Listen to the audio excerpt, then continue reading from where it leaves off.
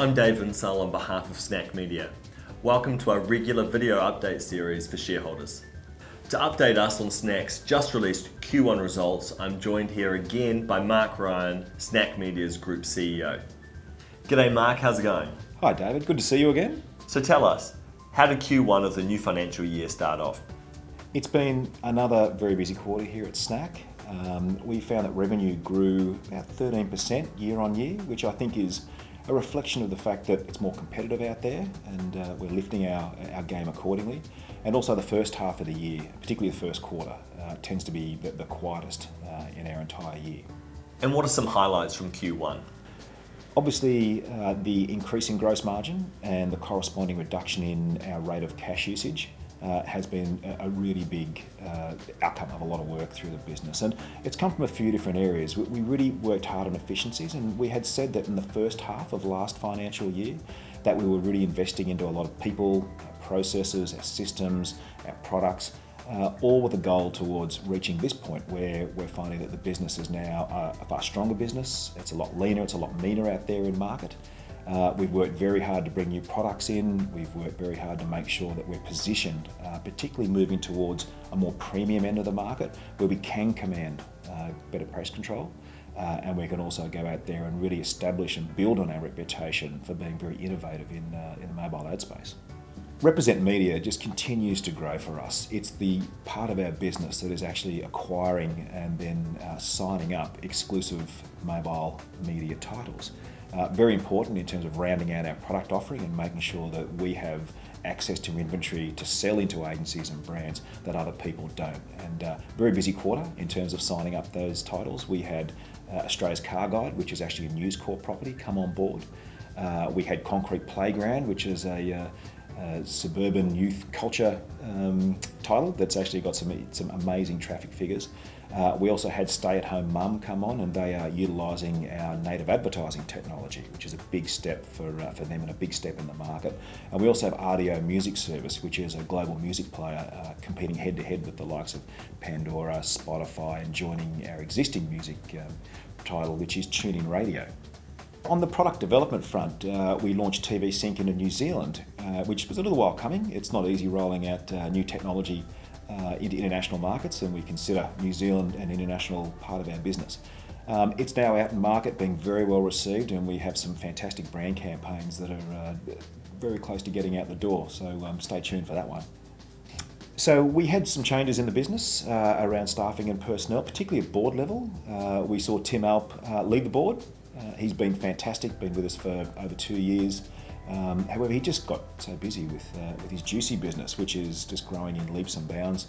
Coming onto the board, we welcome Martin Riegel, who is a very seasoned technologist. He's been around the scene for a long time. He understands commercialisation of technology, been a CEO, very strong financially, very strong from a governance point of view, and we're feeling that on the board already, which is a great thing. We also welcome Malcolm Lindeck onto the board.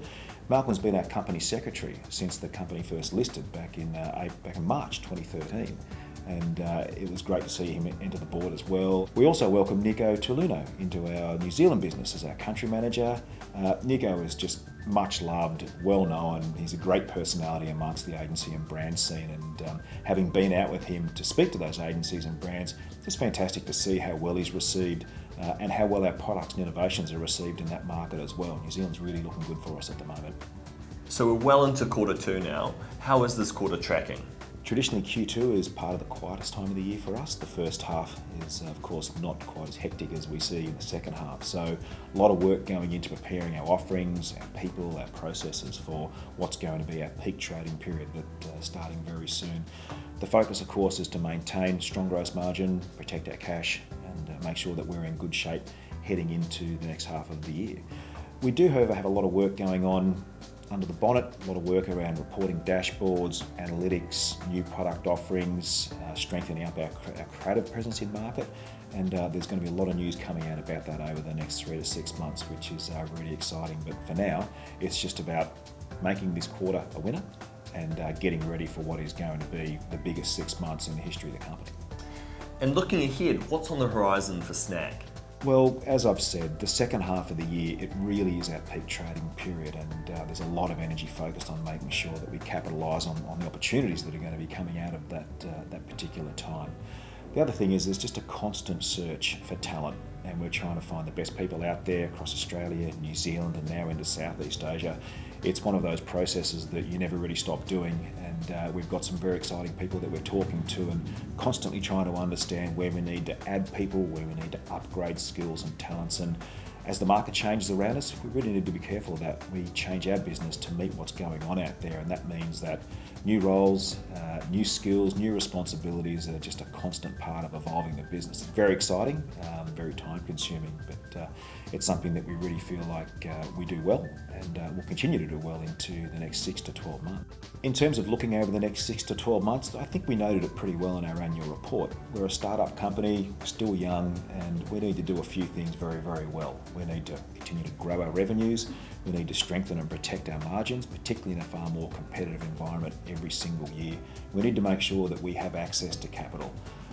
The good thing about growing our margins and around reducing our rate of cash usage is that our requirements for capital have dropped significantly, particularly over the last 12 months. And in terms of what we're doing around securing new capital in market, we're just really constantly trying to assess how much we need to get us through to a point where we are profitable, how quickly we need to do that, and basically how we can keep value in the business. I don't want to go out into market and raise too much money at too low a price at a time where the business is really starting to turn a corner in terms of its commercial performance. So when we talk about our outlook, there's a real focus at the senior end of the business on those things, just as much at the working end of the business. The people involved in the day-to-day are just determined to get great service out, great creative, and make amazing outcomes for the brands and advertisers that we deal with.